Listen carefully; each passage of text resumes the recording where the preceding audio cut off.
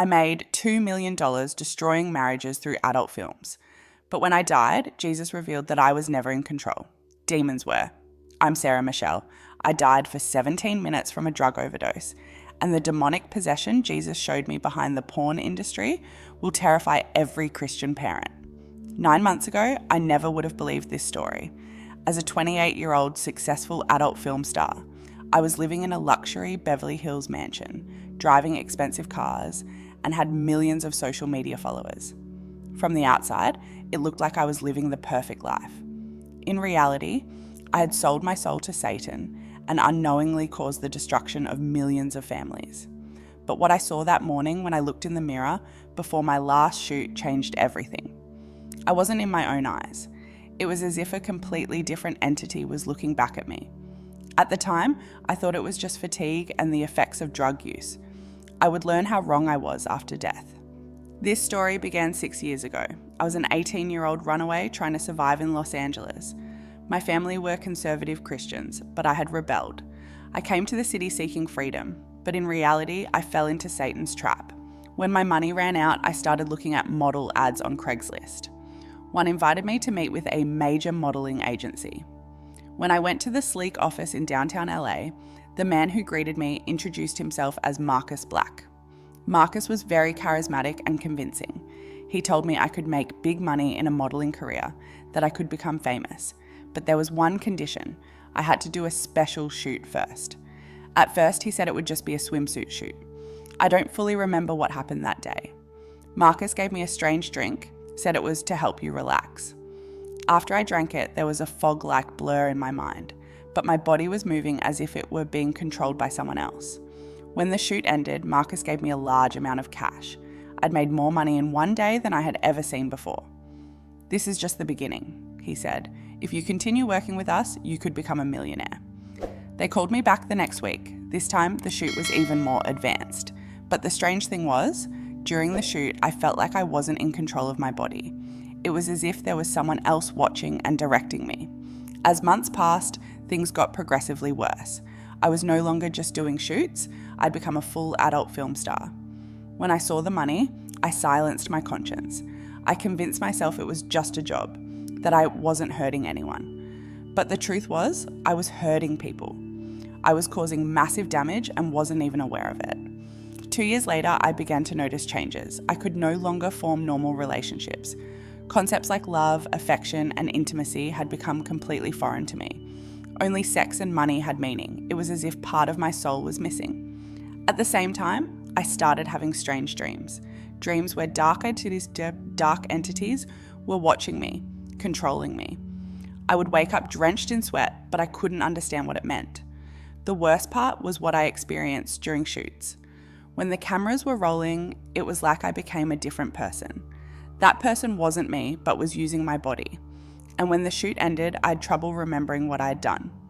By the end of the 3rd year, my concerns began to grow. I told Marcus about these strange feelings.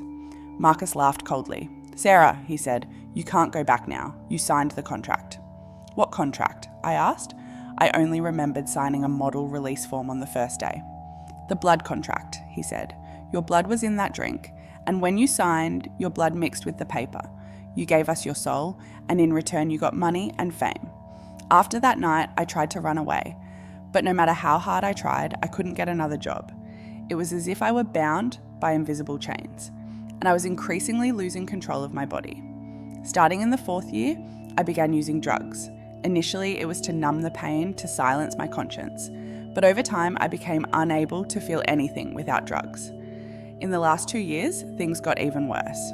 Not just for shoots, but in my daily life, it felt like another entity was controlling my body. When I looked in the mirror, I couldn't see my own eyes, and at night in my dreams, I could hear demons talking to me. November 22nd, 2024 was my last shoot. We were working with a new producer and the scene had very heavy content. During the shoot, it was as if my body had been completely taken over. I wasn't there, I was just a tool being used. When the shoot ended, I felt a huge emptiness. It was as if the remaining part of my soul was lost that day too. When I got home, I took much more drugs than usual to stop the pain.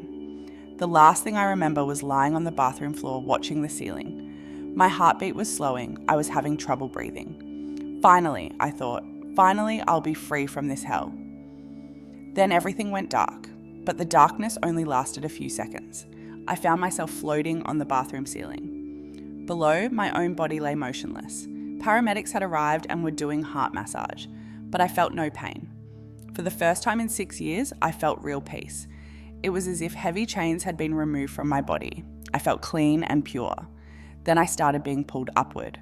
I felt like I was in a tunnel, but it wasn't scary. There was a warm light in the distance, and that light was calling me to itself. I felt the love I hadn't felt since childhood. A figure emerged from the light. I realized it was Jesus, but he was very different from the pictures in church. There was no judgment in his eyes, only infinite compassion. When he looked at me, I felt that despite all my filth, he loved me.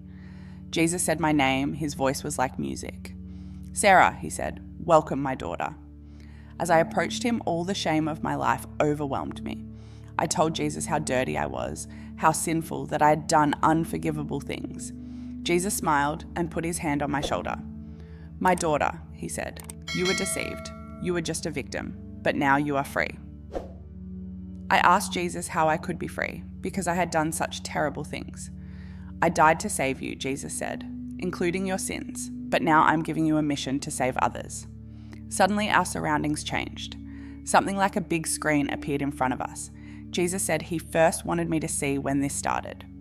The 1960s appeared on the screen, the beginning of the sexual revolution. Jesus explained that sexuality was initially a beautiful gift, but the enemy made plans to steal this gift very early.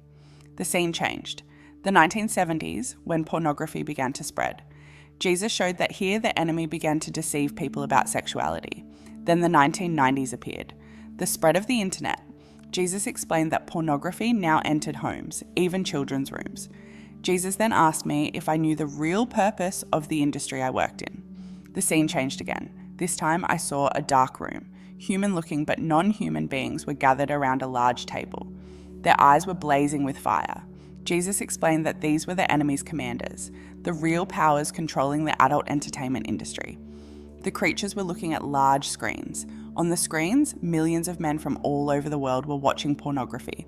But what they didn't realize was that every time they watched a video, demonic entities entered their souls.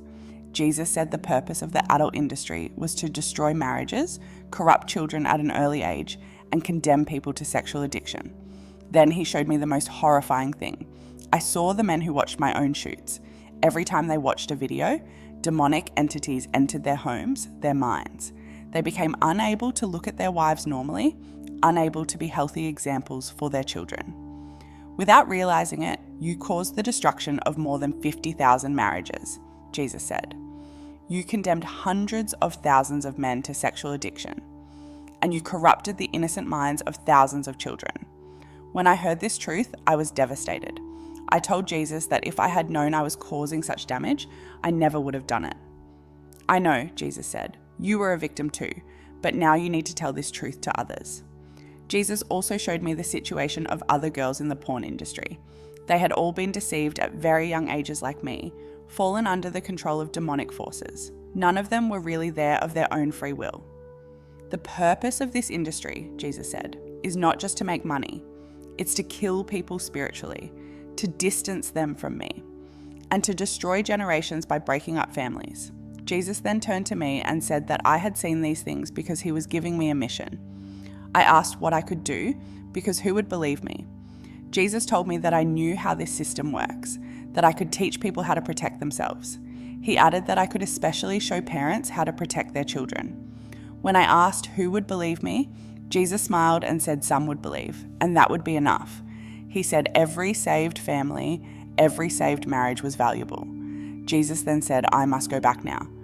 But he said he would always be with me, that he would never abandon me. The light brightened and I felt myself being pulled downward. When I woke up in the hospital room, the doctors were in shock. The doctor said my heart had stopped for 17 minutes, that there should have been brain damage, but all my tests were normal.